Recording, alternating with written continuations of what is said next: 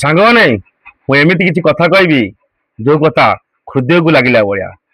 ସେ କଥା ହେଲା ଗୋଟେ ଝିଅ ଛୋଟ ବେଳୁ ପୁରା ଗେହ୍ଲାରେ ବଢିଥାଏ ବାପା ମା ପାଖରେ। କିନ୍ତୁ ସତ କହିବାକୁ ଗଲେ ଆମେ ଗେହ୍ଲା କରିବା, ହେଲେ ହୃଦୟରୁ ଗେହ୍ଲା କର, ହେଲେ ଫ୍ରଣ୍ଟରେ କେବେ ଦେଖାଅ ନାହିଁ। ଯଦି କାହାକୁ ଫ୍ରଣ୍ଟରେ ଦେଖେଇକିରି ଗେହ୍ଲା ଅବସର କର ନା, ତା ଜୀବନରେ ବାପା ମାଙ୍କ ଜୀବନରେ ବିପଦ ଆସିଯିବ। କାହିଁକି ନା ପରବର୍ତ୍ତୀ ତାର ରିପ୍ଲେସ ବାପା ମାଙ୍କ ପ୍ରତି ଅସୁବିଧା ହେଇପାରେ। ସେଇଟା କଣ ଆପଣ ବୁଝିବାକୁ ଚାହୁଁଛନ୍ତି? ତ ଚାଲ ଭିଡ଼ିଓଟା ଷ୍ଟାର୍ଟ କରନ୍ତୁ। ଆଉ ଭିଡ଼ିଓକୁ ଦେଖିବା ପାଇଁ ଭୁଲନ୍ତୁ ନାହିଁ, ସ୍କିପ୍ କରନ୍ତୁନି। ତ ଭିଡ଼ିଓଟାକୁ ଫାଷ୍ଟ ଲାଷ୍ଟ ଦେଖନ୍ତୁ। ତ ଚାଲ ଭିଡ଼ିଓଟା ଷ୍ଟାର୍ଟ କରିବା। ତ ସାଙ୍ଗମାନେ ଗୋଟେ କଥା ହେଲା, ଗୋଟେ ଝିଅ ବହୁତ ଗେଲ ବସରେ ହେଇକି ଯେତେବେଳେ ଛୋଟ ବେଳୁ ବଢିଥାଏ, ତ ପିଲା ବହୁତ ଇଏ ହୁଅନ୍ତି, କଣ କହିଲ, ପାଠ ସାଠ ପଢିଥାନ୍ତି। ତ ବହୁତ ନା ଇନକମ କରିଥାନ୍ତି, ପାଠ ବହୁତ ଭଲ ପାଠ, ଗୋଟେ ଭଲ ଷ୍ଟୁଡେଣ୍ଟ ହେଇଥାନ୍ତି ଗୋଟେ ଝିଅ।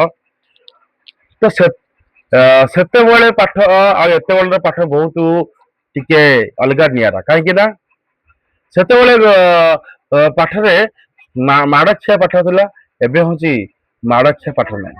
ଏବେ ବିନା ମାଡରେ ପିଲା ପାଠ ପଢୁଛନ୍ତି, କିନ୍ତୁ ସେ ଶିକ୍ଷା ଆଉ ଏ ଶିକ୍ଷା ଭିତରେ ଡିଫରେଣ୍ଟ କଣ ରହୁଛି, ତ ତା ବିଷୟରେ ଆଲୋଚନା କରିବା। ଡିଫରେଣ୍ଟ ଏଇଆ ଯେ ଯେତେବେଳେ ମାଡ ଦେଇକିରି ପିଲାଙ୍କୁ ପାଠ ପଢାଯାଏ ଆଉ ଉଚ୍ଚ କୋଟିରେ ପିଲାଙ୍କୁ ଦିଆଯାଇଥାଏ, ଏବେ କଣ ହେଇଛି, ଗଭର୍ଣ୍ଣମେଣ୍ଟ ସମସ୍ତଙ୍କୁ କହିଛି ଏଠି କଣ ମାନେ ମାଡ ମରା ହବନି। ମାଡ ମରା ହେଲେ ପିଲାଙ୍କୁ ତାପରେ ଶିକ୍ଷକ, ହେଡମାଷ୍ଟର ବା ପାଠ ପଢୁଥିବା ଟିଚରକୁ ଜେଲ ହେଇପାରେ। ତ ତ ଏଇଭଳିଆ ସିଷ୍ଟମ ଗଭର୍ଣ୍ଣମେଣ୍ଟ କରିଦେଇଛି। ମୁକ୍ତି, ମାଡ ମାଡ ନହବା ମୁକ୍ତି ଦିଆହେଲା ପିଲାଙ୍କୁ। ତ କଥା କହିବାର କଥା, ଆଉ ସେ ପିଲା ଏ ପିଲା ଭିତରେ ଡିଫରେଣ୍ଟ ଏଇଆ ଯେ ଯୋଉ ସେତେବେଳେ ପିଲା ଯୋଉ ଶାସନରେ ବଢିକିରି ପାଠ ପଢିକିରି ଯୋଉ ଉନ୍ନତି ହେଇଥିଲେ, ଆଉ ସେମାନଙ୍କର ବୁଦ୍ଧି ଅଲଗା ରହିବ। ଏମାନଙ୍କର ଯୋଉ ମାଡ଼ ନ ଖାଇକି ପାଠ ପଢିକିରି ଏତେ ଶିକ୍ଷା ଅର୍ଜନ କରି ଏଙ୍କର ବୁଦ୍ଧିଟି ଅଲଗା ରହିବ। କିନ୍ତୁ ତାଙ୍କ ସଂସ୍କାର ଅଲଗା ରହିବ, ଏକ ସଂସ୍କାର ଅଲଗା ରହିବ। ଯାହାହେଲେ ଡିଫରେଣ୍ଟ ଟିକେ ଆସିବ। ଆପଣ ନିଜେ ଥରେ ଅନୁତପ୍ତ କରନ୍ତୁ। ଯେତେବେଳେ ମା ବାପା ପାଖରେ ଛୋଟ ବେଳୁ ପିଲା ବଢି ବଢି ତାର ବୟସ ହେଇଯାଏ, ଆଉ ଭଲ ପାଠ ପଢିଥାଏ, ତା ପାଇଁ ବର ଯୋଗାଡ଼ ଯନ୍ତ୍ର କରିବା ପାଇଁ ଚେଷ୍ଟା କରନ୍ତି। ବର ଯୋଗାଡ଼ ଯନ୍ତ୍ର କରିବା ପାଇଁ ଚେଷ୍ଟା କରନ୍ତି। କିନ୍ତୁ ମୁଁ କହିବା କଥା, ଆମର ଯେତେ ଝିଅ ପାଠ ପଢୁ, ଯେତେ ଷ୍ଟାଇଲ ମାରୁ, ବାପା ମା ପିଲାମାନଙ୍କୁ କିଛି ଶିକ୍ଷା ଦେବା ଦରକାର ଯେ ପର ମୁହୂର୍ତ୍ତରେ ଝିଅ ଯିବ ଶାଶୁଘରକୁ। ଯଦି ଗୋଟେ ଝିଅ ଶାଶୁଘରକୁ ଗଲା ପରେ ଆଉ ବାପ ଘର ହେଇନଥାଏ, ଆଉ ସେତେବେଳେ ତାଙ୍କ ଶାଶୁ ଶ୍ୱଶୁର ଆଉ ତାଙ୍କ ସ୍ୱାମୀ ଯାହା କହିବେ ତାଙ୍କ ସେଇଥିରେ ଏକମତ ହବା ଦରକାର। କିନ୍ତୁ ଝିଅ ଯାହା କହିଲେ ସେଇଟା ହବ ନାହିଁ। କାହିଁକି ନା ସେଇଟା ନିୟମ ନୁହଁ। ଝିଅ କହିବ ମୁଁ ଏଇଟା କରିବି ନିଜେ, କାହିଁକିନା ନୂଆ ନୂଆ ଯାଇଛି ନା। କିଛି ଦିନ ସେତେବେଳେ ମାନିବେ ଯେତେବେଳେ ଝିଅ ବର୍ଷେ, 2 ବର୍ଷ, 5 ବର୍ଷ, 8 ବର୍ଷ ବିତିଯାଏ, ଆଉ ପୁରୁଣା ହେଇଯାଏ, ଆଉ କିଛି ଶାଶୁ ଶ୍ୱଶୁର ଶିଖିକି କିଛି ସେ ଫ୍ୟାମିଲି ଭିତରେ ମିଶିଲା ପରେ କିଛି ଆଗକୁ ମାନେ ସେ ପରିବାରକୁ ଚଳେଇ ପାଇଲା, ଡେଭଲପମେଣ୍ଟ କରିପାଇଲା। ତ ସେତେବେଳେ ଚାବିକାଠି ହଉ, ଭଲ ଯାହାର ଘରର ବ୍ୟବସ୍ଥା ଶାଶୁ ଶ୍ୱଶୁର କାହା ଉପରେ ଦେଇ ଦିଅନ୍ତି, ବୋହୂ ଉପରେ। କିନ୍ତୁ ନୂଆ ନୂଆ କେବେ ଦେବେ ନାହିଁ। କାହିଁକି ନା ନୂଆ ନୂଆ ଆସିଛି, ଭରସା କୋଉଠି ଆସିବ? ଯେତେ ଯାହା ହେଇଥାଉ, ଏତେ ଦିନ ଚଲେଇଥିବା ଶାଶୁ ଶ୍ୱଶୁର କେମିତି ଦେଇଦେବେ? ସେଇଥିପାଇଁ କୁହାଯାଇଛି, ବୋହୂକୁ ଚିହ୍ନିବ ବରଷ ଗଲେ, ଶାଶୁକୁ ଚିହ୍ନିବ ବୋହୂ ପାଳିଲେ, କଥା କୁହାଯାଇଛି। ତ ମୁଁ କହିବା କଥା, ଆପଣ ମାନେ ଯୋଉ ଡିସିସନ ନଉଛନ୍ତି, ଯୋଉ ପିଲାକୁ ଶାଶୁ ଘରକୁ ପଠେଇବା ପୂର୍ବରୁ, ଯେ ଗୋଟେ ମା, ଗୋଟେ ପୁଅର ମା ତାର ପୁଅକୁ ବହୁତ କଷ୍ଟରେ ମାନେ ରାତି ଅନିଦ୍ରା ହିଁ ଛୋଟବେଳେ ସେ ମେଡିକାଲ ଦୌଡ଼ କେତେ କଷ୍ଟରେ ପିଲାଙ୍କୁ ବଢେଇଥିବ, ଆଉ ପେଟରେ ପିଲା ଥିବା ସମୟରେ କେତେ କଷ୍ଟରେ କାମ ଦାମ କରି ତା କଷ୍ଟ ସହି ଯନ୍ତ୍ରଣା ସହି ପିଲାକୁ ଜନ୍ମ ଦେଇଥିବା ମା, ଜନ୍ମଧାତ୍ରୀ ମା ଯେତେବେଳେ ପିଲାକୁ ବଡ କରିଥାଏ, ମାର ଗୋଟେ କିଛି ହୃଦୟରେ ଗୋଟେ ସ୍ୱପ୍ନ ଥାଏ ପିଲାଙ୍କ ପ୍ରତି, ଯେ ମୋ ପୁଅ ମୋର ଏମିତି କରିବ। ଯୋଉ ମା କଷ୍ଟ କରିଥିବା ସ୍ୱପ୍ନ, କଷ୍ଟ କରିଥିବା ଆଉ ତାର ସ୍ୱପ୍ନ, ପିଲା ତାର ରିପ୍ଲେସ ପୁଅ ତାର ରିପ୍ଲେସ କଣ ଦିଏ? ମୂଲ୍ୟ। ଯଦି ଯୋଉ ପୁଅ ମୂଲ୍ୟ ରଖିଲା ମୁଁ ତାକୁ ସାଲ୍ୟୁଟ, ଯୋଉ ପୁଅ ମୂଲ୍ୟ ନ ରଖିଲା ମୁଁ ହୃଦୟରୁ ତାକୁ ଘୃଣା କରେ, ଛି କରେ। କାହା କାହା ପାଇଁ ପୁଅ ଏମିତି ହୁଏ? କେତେବେଳେ ଚେଞ୍ଜ ହୁଏ?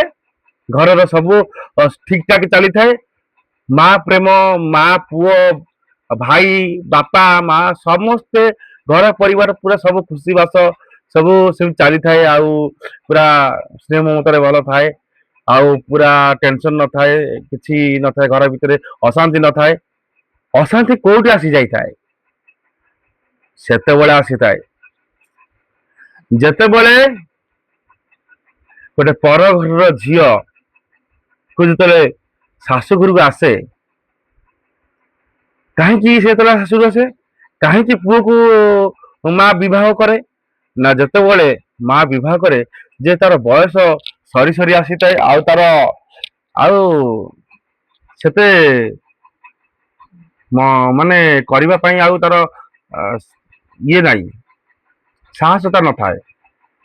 ସେତେବେଳେ ପିଲାଙ୍କୁ ତାର ପିଲା କେମିତି ଗୋଟେ ଭଲ ମଣିଷ ହବା ପାଇଁ ଚେଷ୍ଟା, ବେଳେ ବେଳେ ପିଲା ବି ନିଜ ଗୋଟେ ଛିଡା ହେଇ ପାରନ୍ତି କିନ୍ତୁ ବାହା ହେଇଯାଆନ୍ତି। କିନ୍ତୁ ସେ ପରିସ୍ଥିତି ଗୋଟେ, ଆଉ ଗୋଟେ ପରିସ୍ଥିତି କାହିଁକି ନା ଆଉ ଗୋଟେ ପରିସ୍ଥିତି, ଯଦି ବାପା ମା ଷ୍ଟ୍ରଙ୍ଗ ଅଛନ୍ତି, ପିଲାକୁ ବାହାଘର ମାନେ କିଛି କରିନି ବାହାଘର କରିଦେଲେ ଅଲଗା କଥା, ସିଏ ଗୋଟେ ଅଲଗା କଥା, ତାପରେ ପଛରେ ଷ୍ଟ୍ରଙ୍ଗ ହବାକୁ ଚେଷ୍ଟା କରନ୍ତି।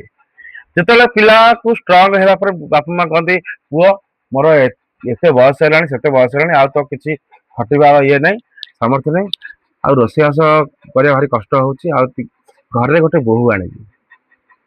ଇଆଡେ କିନ୍ତୁ ଗୋଟେ ମା ର ଝିଅ ବୁଝିବା ଦରକାର, ଗୋଟେ ଶାଶୁ ଘରକୁ ଗୋଟେ ଝିଅ ପଠେଇବାରୁ ଝିଅକୁ ସଂସ୍କାର ଦେଇ ପଠେଇବା ଦରକାର, କୁ ମନ ନୁହଁ, ଭଲ ସଂସ୍କାର। ଯେ ଶାଶୁଘରୁ ଗଲେ ଶାଶୁ ଶ୍ୱଶୁରଙ୍କର ଦେଖାଶୁଣା କରିବା ପାଇଁ ଗୋଟେ ପୁଅ ଗୋଟେ ଝିଅକୁ ବିବାହ ଚାହିଁଥିଲେ, ଗୋଟେ ପୁଅକୁ କଣ ବାହା ଧରିକି ରଖିକି ଘର ସେବା କରିନଥାନ୍ତା? କାହିଁକି ଗୋଟେ ଝିଅକୁ ବିବାହ କରୁଛନ୍ତି?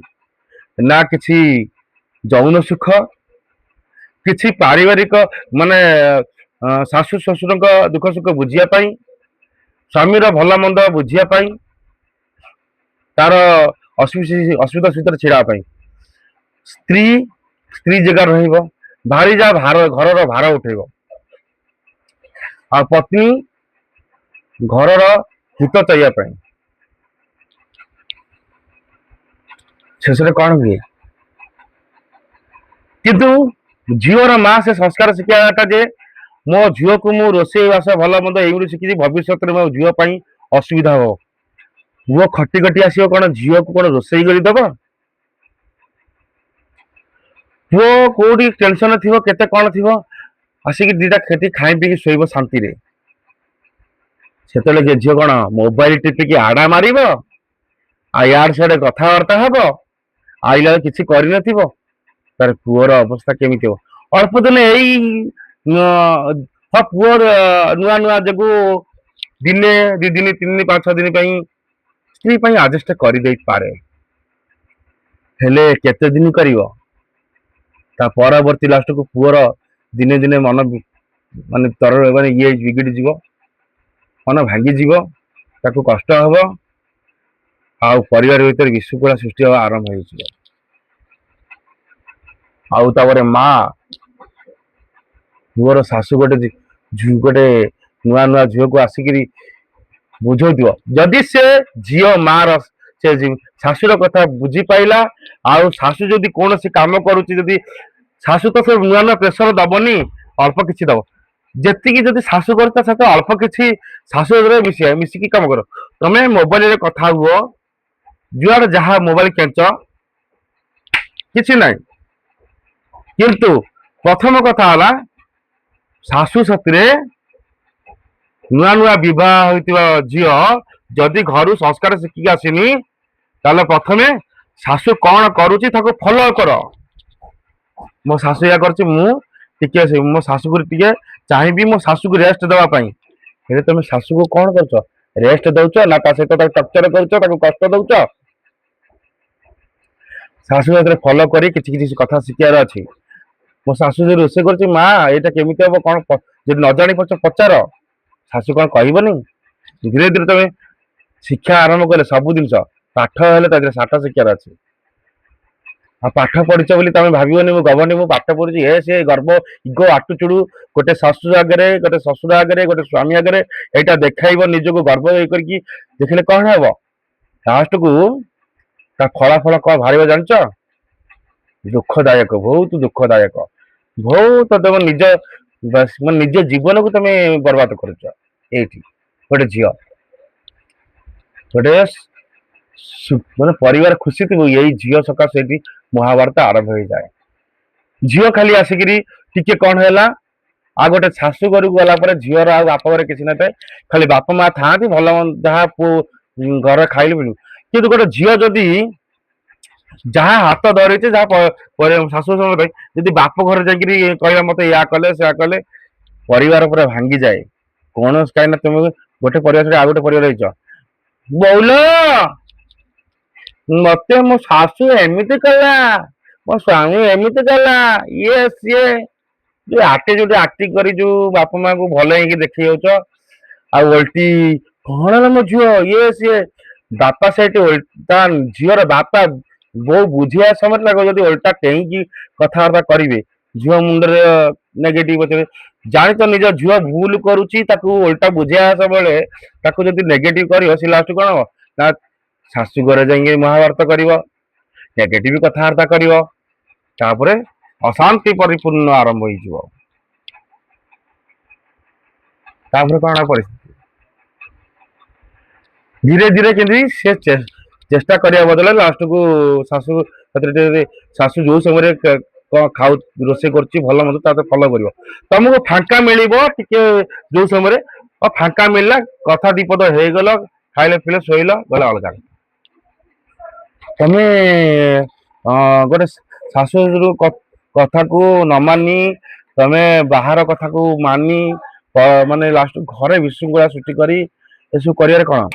ଗୋଟେ ସ୍ୱାମୀ କି ସବୁବେଳେ ସପୋର୍ଟ କରିବ, ଲାଷ୍ଟକୁ ଯଦି ଏମିତି କରିବ ନା ପରିବାର ଡିପ୍ରେସନ ମାଇଣ୍ଡରେ ଆସିଯିବ, ଶେଷକୁ ମାନେ ତମକୁ ଡିସାଇଡ କରିପାରନ୍ତି, ଆତ୍ମହତ୍ୟା, ଘରରେ ବହୁତ ପ୍ରକାର ଝାମେଲା ସୃଷ୍ଟି ହେଇପାରେ। ମୁଁ ସେ ଝିଅକୁ ହାତ ଯୋଡି ରିକ୍ୱେଷ୍ଟ କରି, ଏମିତିଆ ଝିଅକୁ ତମେ ଏମିତି କରନ୍ତୁନି ଯେ ଗୋଟେ ପରିବାର ଖୁସି ଥିଲା ସମୟରେ ତମେ ଲାଷ୍ଟକୁ ଆସିଲା ପରେ କାହିଁକି ଏମିତି ସମସ୍ତେ ପରିବାର ଭିତରେ ବାଦ ବିବାଦ ଆଉ ହିଂସାଗତ ଆଉ ଖୁସି ସବୁ ହଜିଯାଏ, ଆଉ ଦୁଃଖ ଆସିଯାଏ, ଲୁହ ଗଡିଯାଏ, ଶାନ୍ତି ହଜିଯାଏ, ଆଉ ସମସ୍ତେ ବହୁତ ଛଟପଟ ହବାକୁ ଲାଗିଛନ୍ତି। କାହିଁକି? ହେ ଝିଅ ମାନେ, ତମକୁ ମୁଁ କହୁଛି, ସେ ପରିବାର ଭିତରେ ତମେ ଗୋଟେ ଶାନ୍ତିରେ ରହିବାକୁ ଚେଷ୍ଟା କରିବ। ତମେ ନୂଆ ନୂଆ ଯାଇଛ, କିଛି ଦିନ ରହିବାକୁ ଚେଷ୍ଟା କର। କିଛି ଜିନିଷ ଯଦି ହାସଲ କରିବାକୁ ହେଲେ ତାଙ୍କ ଗୋଟେ ଶାଶୁ ଶ୍ୱଶୁର ଗୋଟେ ସ୍ୱାମୀକୁ ମନକୁ ଜିଣିବାର ଅଛି, ତାଙ୍କ ହୃଦୟକୁ ଜିତିବାର ଅଛି। ତମେ ତ ନୂଆ ନୂଆ ହେଇଛ, ହୃଦୟ କୋଉଠି ଜିତିଲ? ତମେ ଜିତିବା ପାଇଁ ଚେଷ୍ଟା କରିଛ? ଲାଷ୍ଟକୁ ଟିକେ କଥା ରହିଲେ ଫ ହେଇକିରି ୟା ସୁଡକୁ ୟା ମୁହଁ ସିଆଡେ ତା ମୁହଁ ଇଆଡେ ହେଇକି ଲାଭ କଣ? ତମକୁ ମୁଁ ଆଜିଠୁ ୱାର୍ଣ୍ଣିଂ ଦଉଛି, ଏମିତି କରନ୍ତୁନି। ଯଦି ତୁ ନୂଆ ନୂଆ ବୋହୂ ହେଇକି ଯାଇଛୁ, ସମସ୍ତେ ହୃଦୟ ଜିତ, ଅଟୋମେଟିକ ସେ କହିବାକୁ ପଡିବନି ମତେ କାହିଁକି ଏ କଲେ ସେ କଲେ, ସେ ଖୁସିରେ ତାଙ୍କ ହୃଦୟ ଜିତିଗଲା ପରେ ସେ ଖୁସିରେ ତତେ କୋଳେଇ ନେବେ ଯାହା ହଉ। କିନ୍ତୁ ନୂଆ ନୂଆ ଯାହା ହେଲେ ବି ଟିକେ ଟିକେ ଫିଲିଙ୍ଗସ ଟା ଟିକେ ଏପଟ ସେପଟ ରହିବ ନା କଣ? ସେଟା ଶାଶୁ ଶ୍ୱଶୁରଙ୍କୁ ପ୍ରଥମେ ବୁଝିବାକୁ ହେଲେ ତମ ଶାଶୁ ଶ୍ୱଶୁର ଆଉ ସ୍ୱାମୀଙ୍କ ହୃଦୟ ଜିତିବାର ଅଛି। ଆଉ ତମେ ଯଦି ଛଳନା କପଟ କରିବ, ଆଉ ତାଙ୍କର ଆଟିଟ୍ୟୁଡ ଦେଖେଇବ, ଗର୍ବ ଅହଙ୍କାର ଦେଖେଇବ, ତାହେଲେ ସବୁ ଅଶାନ୍ତି ପରିପୂର୍ଣ୍ଣ ହେଇଯିବ। ଘରର ଶାନ୍ତି ଆସିବ ନାହିଁ। ତମେ ଜାଣିଛ ଯେତେ ଯାହା ହେଲେ ବି ମା ମା ଆଉ ସ୍ତ୍ରୀ ସ୍ତ୍ରୀ ଭିତରେ ଡିଫେଣ୍ଡ ରହିବ। ମା ଦେଖେ ପେଟ, ସ୍ତ୍ରୀ ଦେଖେ ନୋଟ, କିନ୍ତୁ ଭଲ ମନ୍ଦ କଣ ବୁଝିବେ। ଏତିକି ସ୍ତ୍ରୀ ସବୁବେଳେ ପାଖେ ପାଖେ ଥାଏ, ସାଥିରେ ଥାଏ। ଆଉ ମା ଯାହା ହେଲେ ବି ମା କେତେ ଦିନ ରହିବ, ଶାଶୁ କେତେ ଦିନ ରହିବ। ଯେତିକି ଦିନ ରହୁଛ ତାକୁ ଅତିଥି ଭାବରେ ତାକୁ ସ୍ୱାଗତ କର, ଆଉ ଭଲରେ ତାକୁ ଖାଇବା ପିଇବା ଆରାମ ଦେଇକି। ଗୋଟେ ମା, ଗୋଟେ ସ୍ତ୍ରୀ, ଗୋଟେ ଶାଶୁ ପୁଅ ଜାଗାରେ ତା ମା କୁ ଭଲରେ ଦେଖୁ, ଆଉ ପୁଅର ସ୍ତ୍ରୀ ଶାଶୁ ଜାଗାରେ ତାକୁ ଭଲରେ ଦେଖୁ। ଆଉ ଦେଖିବ ଅଟୋମେଟିକଲି ଶାଶୁର ହୃଦୟ ଜିତୁ। ଆଉ ଲାଷ୍ଟକୁ କେତେ ଦିନ ଗୋଟେ ଶାଶୁ ରହିବ, ଯେତିକି ଦିନ ରହିବ ତାକୁ ଭଲ ଦେଖ। ସେ ଆଉ ତା ସେବା ଯତ୍ନ କରି ତାକୁ ଆରାମସେ ତାକୁ ବିଦାୟ ଦିଅ। ଲାଷ୍ଟକୁ ତାକୁ କଣ ତମେ ଏମିତି ପଛପଟିଆ ଛୁରୀ କାଟିଲା ଭଳିଆ ତାକୁ ହଇରାଣ କରି କରି ତାକୁ ଦୁଃଖ ଯନ୍ତ୍ରଣା ଦେଇକି ତାକୁ ଶେଷରେ ଦୁଃଖରେ ତାକୁ ଜୀବନ କାଟିକି ତାକୁ ଆଖିରେ ଲୁହ ଦେଇ ଦେଇ ତାକୁ ବିଦା କରିବାକୁ ଚେଷ୍ଟା କରିବ? ଠିକ ନୁହେଁ ରେ ଆଜ୍ଞା, ଠିକ ନୁହେଁ। ଏଇଟା କରନ୍ତୁ ନାହିଁ, ବହୁତ ଦୁଃଖ ଲାଗିବ। ଶେଷରେ ବୋହୁ କାହା କଥା ନ ମାନି ଲାଷ୍ଟକୁ ୱାଇସ୍ କରିବା ପାଇଁ, ମୁଁ ଏଇଟା କରିବିନି, ମୁଁ ସେଇଟା କରିବିନି, ମାନେ ରଙ୍ଗ ଦେଖାଇକି ଲାଷ୍ଟକୁ କହିବ, ମୁଁ ରହିପାରିବିନି, ଆସ ମତେ ମତେ ବାହାରେ ନେଇକି ରୁହ, ମୁଁ ଘର ଭଡା ନେଇକି ରହିବି, ମୁଁ ଅଲଗା ତମର ରହିବା, ଇଏ ସିଏ। ପୁଅ ସେତେବେଳେ ବେଳେ ବେଳେ ଯଦି କୌଣସି ଗୋଟେ ଗୋଟେ ପୁଅ ଯଦି ରୋଜଗାର ପନ୍ଥା କମ ରହିଥାଏ, ଅସୁବିଧା ଥାଏ। ଆରେ ଗୋଟେ ଘରେ ରହିଲେ ତମେ ଶାଗ ମୁଗ ଦେଇକି ଆଜେଷ୍ଟ କରି ଶୋଇପାରିବ, ଖାଇପାରିବ। ବାହାର କଥା ତମେ କଣ ଜାଣିଛ? ଛୋଟ ଛୁଆ ମାଞ୍ଚେଡି ହେଇନି, ତମେ ନୂଆ ନୂଆ ବାହାରିଛ, ବୁଦ୍ଧି ସୁଦ୍ଧି ହେଇନି। ବାହାରର କେତେ କଷ୍ଟ ଦୁଃଖ ତମେ କଣ ବୁଝିଛ? ଗୋଟେ ପୁଅକୁ ଡିପ୍ରେସନ ଲାଷ୍ଟ ଥିବ ଥିବ, ପୁଅ କେତେବେଳେ ଆତ୍ମହତ୍ୟା କରିଦବ ତା ବି କହିହବନି। ଗୋଟେ ପୁଅକୁ ଗୋଟେ ସ୍ତ୍ରୀ ଏତେ ଯଦି ଟର୍ଚର କରିବ, ତାକୁ ଡିପ୍ରେସନ କରିବ, ତାହେଲେ କଣ ହବ? ବହୁତ କଷ୍ଟ ହବ ନା। ସେଥିପାଇଁ ଗୋଟେ ପୁଅକୁ ଗୋଟେ ସ୍ତ୍ରୀ ଏତେ ଡିପ୍ରେସନ ନିଅନି। ତାକୁ ଜୋର ଜବରଦସ୍ତି ଫୋକସ କରିକି ତା ବାପା ମାଠୁ ସେ ପୁଅକୁ ଅଲଗା ନ କରିକି, ଆଉ ତମେ ନିଜେ ଘରେ ରହିକି ବାପା ମାଙ୍କ ସେବା କର, ପୁଅକୁ ସପୋର୍ଟ କର, ଦେଖିବ ସେ ତମ ଜୀବନର ଉନ୍ନତି ଆଣିବ, ଆଉ ତମ ଘରର ଶାନ୍ତି ଆସିଯିବ। ଆଉ ଯଦି ତମେ ଏମିତି ନ କରିବ, ଲାଷ୍ଟକୁ ପୁଅ ଡିପ୍ରେସନ ମାଇଣ୍ଡ, ଲାଷ୍ଟକୁ ବାହାରେ କେତେ ଖର୍ଚ୍ଚ, ଘରେ ଗୋଟେ ଲାଇନ ବିଲି, ତାପରେ ପାଣି ବିଲି, ତାପରେ ଖାଇବା ପିଇବା ରହିବା ସହିତ ଗୋଟେ ପୁଅ କେତେ ରୋଜଗାର କରିକି ଘରକୁ ଦବ, ତମକୁ ବାହାର ଏରିଆରେ ଘର ଭଡା ଦେଇକି ତମେ ପୋଷିବ। ସେଥିପାଇଁ ଅନୁତପ୍ତ କରୁଛ, ଖାଲି ଭାବୁଛ ବାହାରକୁ ଯିବା ପାଇଁ, ବାହାରକୁ ଯିବା ପାଇଁ, ଆମେ ବାହାରେ ରହିବୁ, ଭଲ ମନ୍ଦ କରିବୁ, ଇଏ କରିବୁ। ଏଇଟା ଘୃଣା କରେ। ସୁଧୁରି ଯାଅ, ତମ ଭିତରେ ସମସ୍ତେ ବୁଝାମଣା ହେଇଯାଅ, ବାପା ବୁଝାମଣା ହେଇକିରି ଶାନ୍ତି ଆଣ, ଖୁସି ଆଣ, ସୁନ୍ଦର ସଂସାର ବନାଅ। ଆଉ ଅଶାନ୍ତି କଲେ ଲାଷ୍ଟକୁ ତ ଏମିତି ନାମ ଦବ ତ କେହି ରହିବେନି। ଯଦି ଭିଡିଓଟାକୁ ଭଲ ଲାଗିଥିଲା ସାଙ୍ଗମାନେ, ଗୋଟେ ମିଠା କମେଣ୍ଟ କରିବେ, ଆଉ ସେୟାରଟେ କରିବେ, ଆଉ ଫଲୋ ବି କରିବେ। ରହୁଛି, ଜୟ ଜଗନ୍ନାଥ।